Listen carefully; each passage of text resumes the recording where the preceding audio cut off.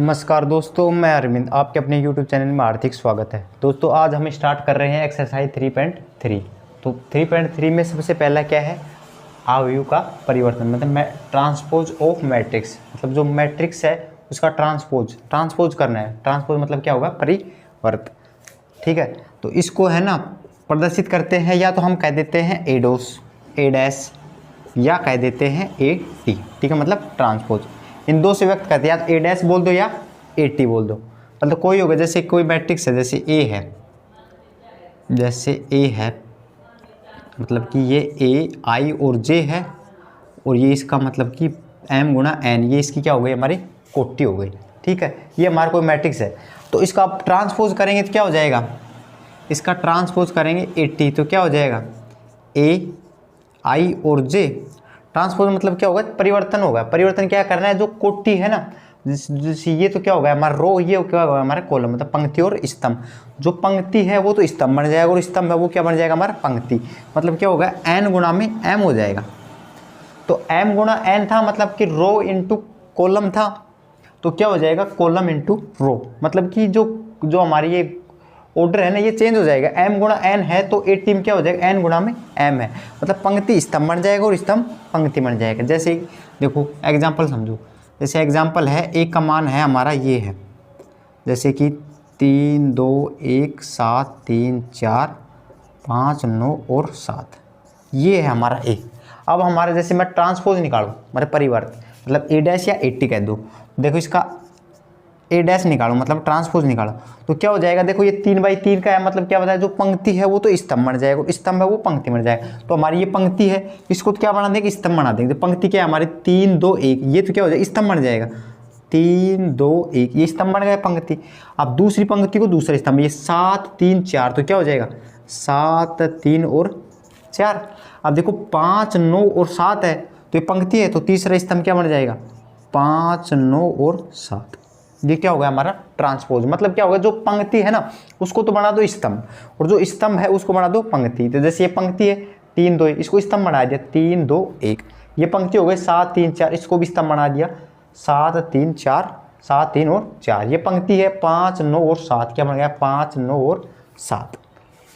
अब जैसे कोई भी और देखो, जैसे ये है 3 1 5 और 7, ये हो गया हमारा। अब इसका ट्रांसपोज निकालो। ट्रांसपोज मतलब ए डैश, क्या हो जाएगा, पंक्ति है वो तो स्तंभ बन जाएगा, स्तंभ क्या बन जाएगा पंक्ति। दूसरे को 3 और 2, ये पंक्ति है, इसको स्तंभ बना दो, 3 और 1 हो गया।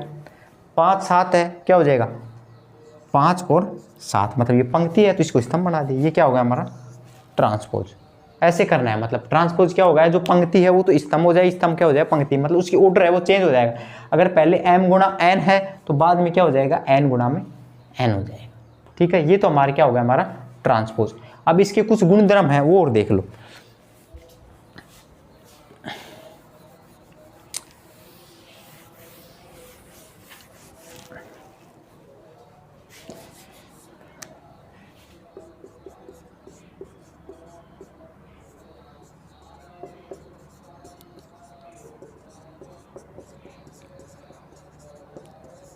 एक परवर्ती आव्यूह के गुणधर्म, मतलब कि ट्रांसपोज मैट्रिक्स के जो प्रॉपर्टीज है ना वो देखो। अब देखो पहली प्रॉपर्टी क्या है, इंपोर्टेंट है ये प्रॉपर्टी, ध्यान रखना। देखो ए डैश है, देखो ए है, उसका मैंने क्या कर दिया, ट्रांसपोज कर दिया।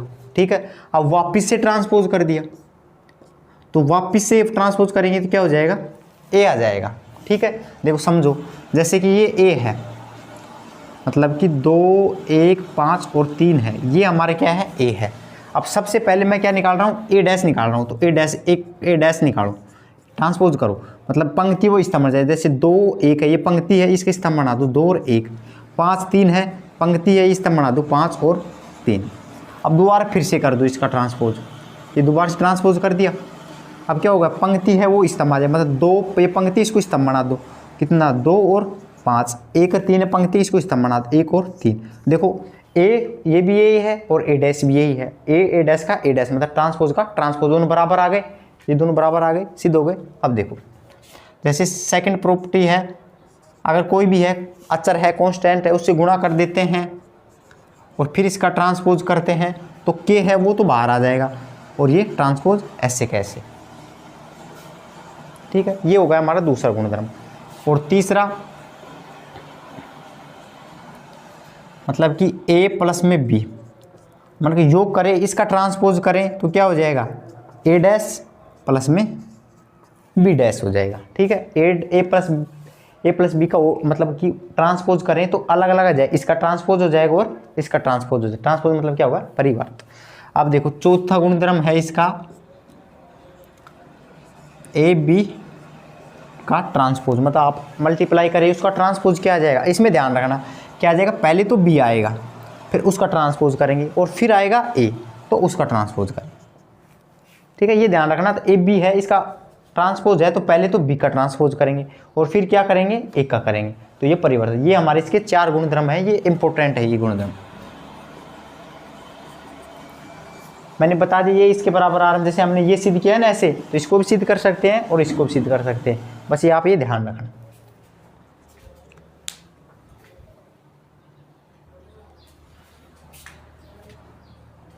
देखो हमारा ट्रांसपोज हो गया। ट्रांसपोज में देखो अब है हमारा, एक होता है सममित और एक होता है विषम सममित आयु। तो मतलब सममित तो क्या होगा हमारा, सिमेट्रिक। ठीक है, और विषम सममित होगा स्क्यू सिमेट्रिक मैट्रिक्स। ठीक है, तो सबसे पहले करते हैं हम सममित वाला। सममित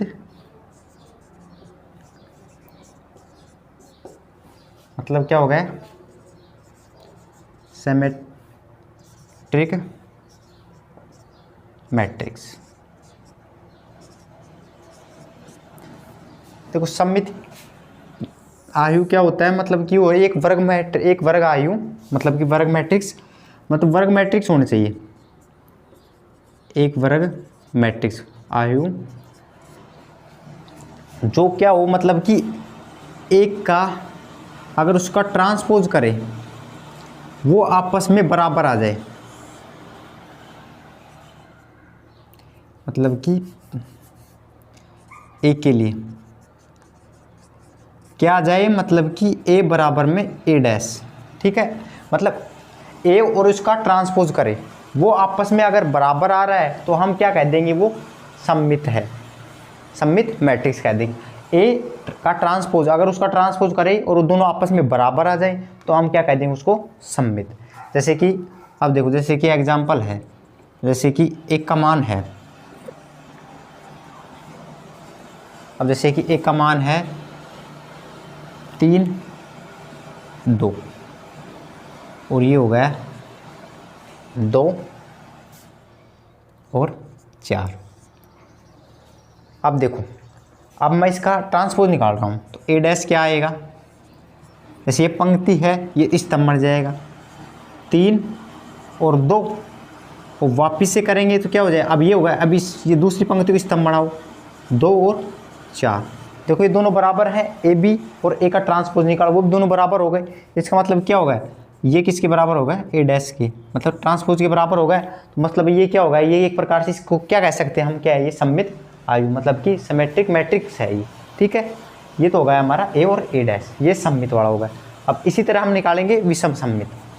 क्या करना है, जो ट्रांसपोज है ना वो बराबर आ जाए, ये तो होगा हमारा सममित। और विषम सममित क्या होता है,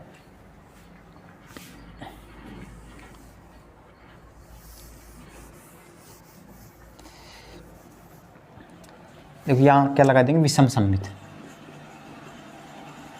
विषम सममित स्क्यू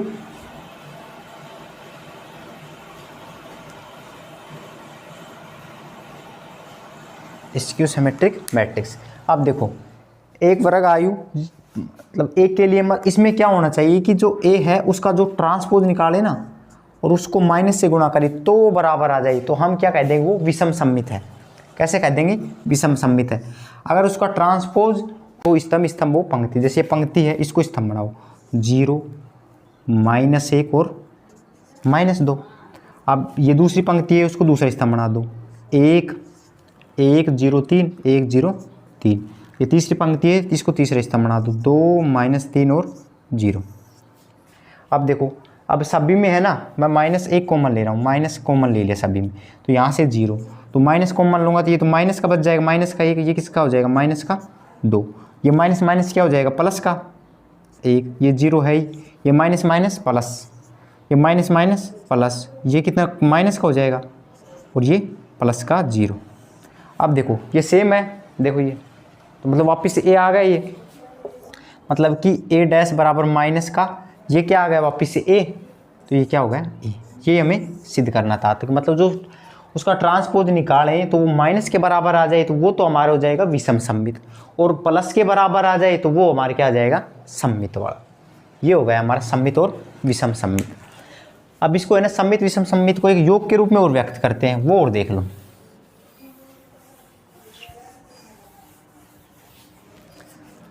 योग के रूप में कैसे, अब देखो मतलब योग के रूप में व्यक्त कर सकते हैं, मतलब जो सममित व विषम,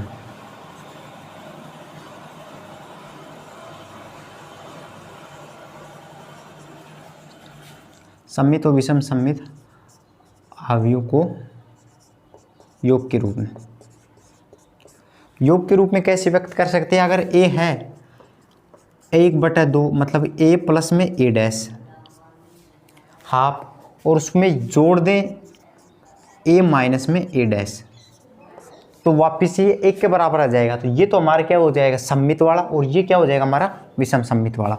इसको योग के रूप में व्यक्त कर सकते हैं, ये है हमारा योग के रूप में व्यक्त करना। मतलब ए डैश निकाले उसका हाफ करें, ए और माइनस ए डैश निकाले उसका हाफ करें और दोनों को योग करें तो वापिस से क्या आ जाएगा ए आ जाएगा। इसको योग के रूप में कर सकते हैं। ये तो हमारा क्या है सममित वाला है, और ये हमारा कौन सा है विषम सममित वाला।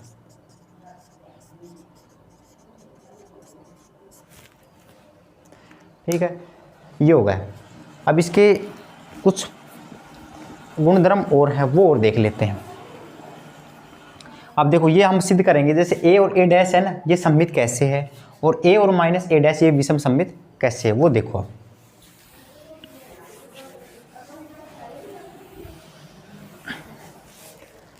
अब देखो कि मान लो कि जैसे कि ए है प्लस में ए डैश, इसको मैंने क्या माना है, ये क्या है सममित है, सममित आयु सिमेट्रिक मैट्रिक्स, और ए माइनस ए डैश है ये है विषम सममित।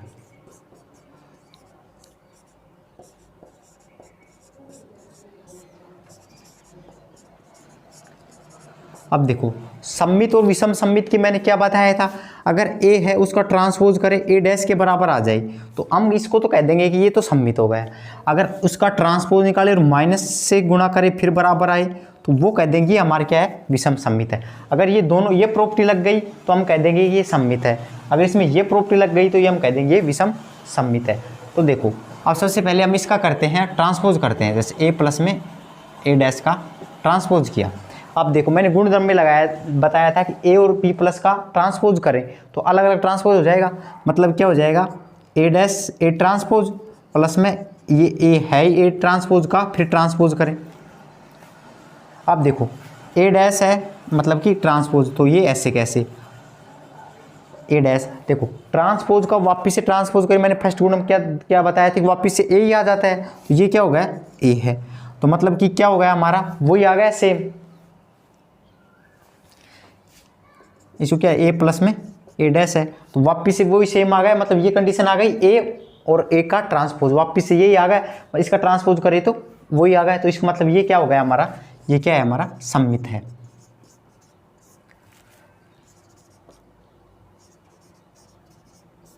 अब इसके लिए विषम सममित के लिए देखते हैं क्या होता है।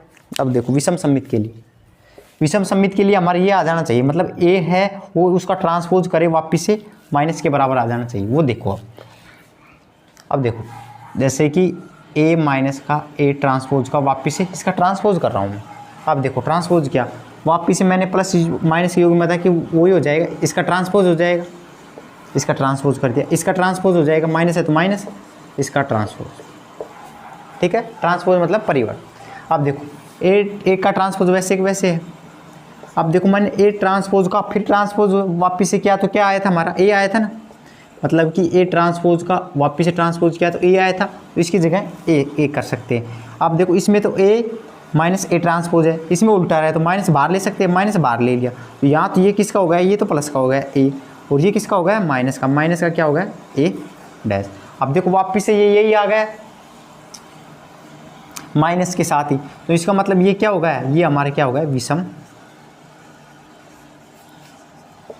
सममित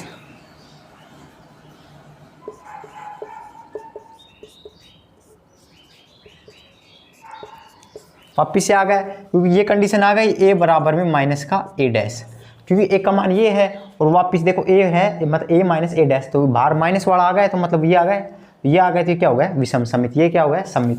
आगे कोई भी देखा ऐसे देखा ए और ए का ट्रांसपोज करेंगे हम सीधा कह देंगे ये क्या है हमारा सम्मित वाला है, और ए और माइनस ए डैश का कह देंगे तो हम क्या कह देंगे ये विषम सम्मित वाला है। ठीक है दोस्तों, अगर हमारी क्लास आपको पसंद आई है तो इसको लाइक करें, शेयर करें और सब्सक्राइब कर लें। थैंक यू, धन्यवाद।